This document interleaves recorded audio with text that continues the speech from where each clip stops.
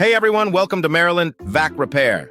Today, let's talk about how to calculate CFM, cubic feet per minute, using volume and air changes per hour, or ACH. What is CFM? CFM stands for cubic feet per minute, and it measures how much air moves through a space in 1 minute. It's one of the most important numbers in HVAC, used for sizing ductwork, fans, and ventilation systems. CFM formula using volume.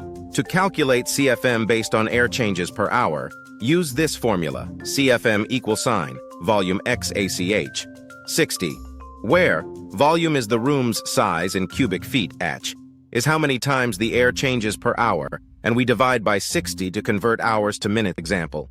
Let's say we have a room that's 1,200 cubic feet in volume, and we need 6 air changes per hour. CFM = 1,200 x 6. 60 CFM = 7,200 divided 60 equals 120 CFM, so you'd need a system that delivers 120 CFM to meet that ventilation requirement.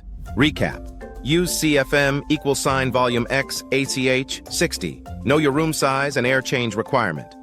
Helps you select the right fan or duct size. Want to keep learning? Grab the book, check the site, and hit subscribe. HVAC book, MarylandHVACRepair.com at Maryland HVAC Repair.